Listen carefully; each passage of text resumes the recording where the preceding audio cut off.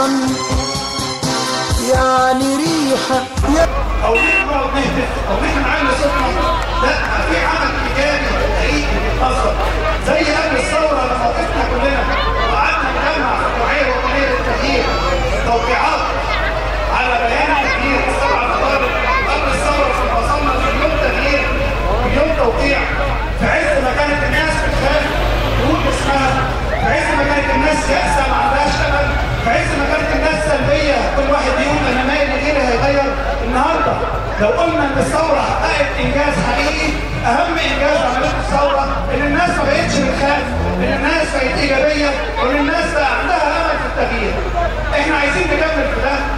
احنا مش عايزين نمضي على بيان نقول ان احنا مش عايزين الرئيس مرسي علشان رفاهيه، ولا احنا علشان عايزين نهزر، ولا احنا علشان مش عاجبنا الرئيس علشان شكله وحش، ولا عشان ما بيعرفش يتكلم. لا، احنا مش عاجبنا الرئيس مرسي ولا عاجبنا جماعه الاخوان المسلمين علشان حاجات كتير قوي. احنا مش عايزين حد ديكتاتور يبقى قاعد بيحكم مصر ديكتاتوريه، مش عايزين حد يكتب علينا باسم الدين، مش عايزين حد يقتل ولادنا ويحبسهم ويسجنهم ويعذبهم، مش عايزين حد ينحاز بس للاغنياء ضد الفقراء، مش عايزين حد ينحاز ضد السيدات، مش عايزين حد ينحاز ضد المسيحيين وضد الشيعه وضد النوبه وضد سينا وضد بتوع مطروح، مش عايزين حد يعبر عن مصر كلها. عايزين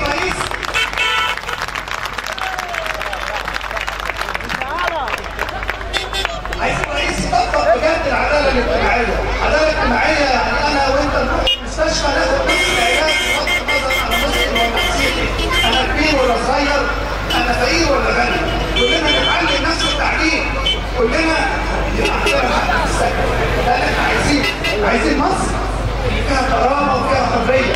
كرامه وحريه يعني حضرتك تاخد حقوقك من غير ما تتذل، من غير ما تجيب شهاده فقر علشان اعالجك على حساب الدوله، من غير ما تجيب شهاده فقر علشان ما تدفعش مصاريف الجامعه، من غير لما تخش القسم كبير او صغير غني او فقير عندك الصابر باحترام لان انت مصري صاحب البلد وانت اللي بتدفع له مرتبه.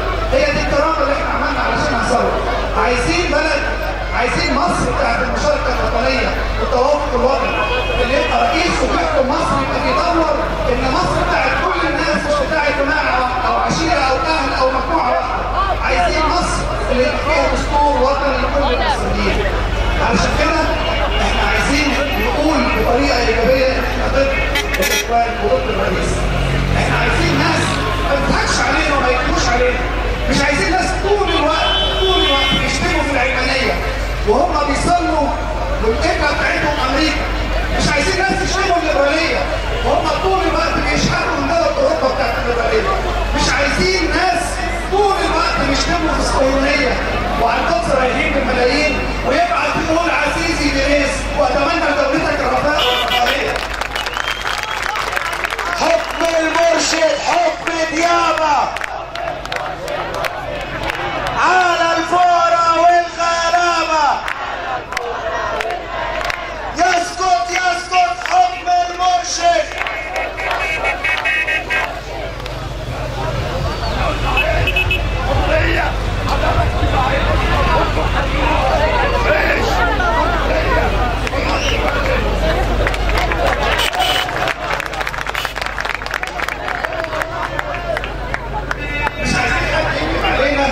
ويقعد طول الوقت يقول ان احنا ضد الشيعه وهم اللي يروحوا يزوروا ايران ويدعوا رئيس ايران انه يزور مصر ويفتحوا معاهم علاقات ويقربوا منهم. مش عايزين حد طول الوقت يقول لنا انا ضد الربا والربا حرام ويروح ياخد ارض من كل الدنيا بفوائد وبعد كده يقول لك دي مش فوائد دي مصاريف تجاريه. مش عايزين حد يتحكم. في النهايه عشان ما اقولش عليكم مصر وضع مقلوب.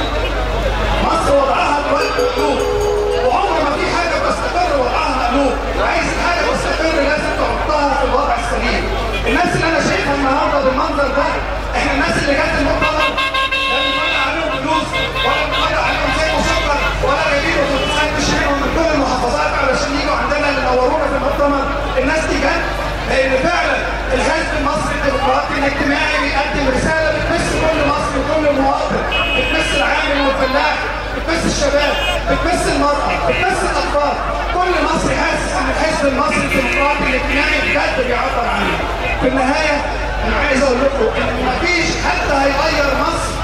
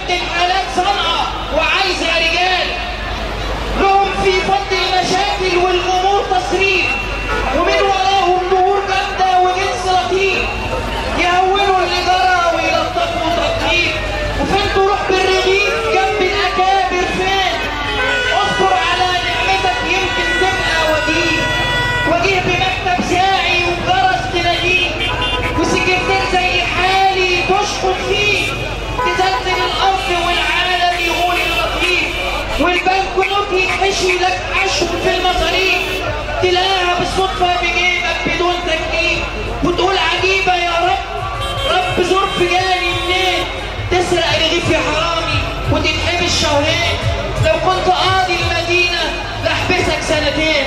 شكرا. والان حضرات الساده الافاضل، الساده الحضور، اهالي شبرا الخيمه الكرام واعضاء ورموز الحزب المصري الديمقراطي الاجتماعي، اقدم لكم احد اقطاب الحزب المصري الديمقراطي الاجتماعي بالقليوبيه، والراعي الرئيسي الرسمي لكل فعاليات الحزب بالقليوبيه، ورئيس مجلس اداره الشركه الانجليزيه، ورجل من رجال الخير والبر في شبرا الخيمه والقليوبيه، المهندس سيد الانجليزي.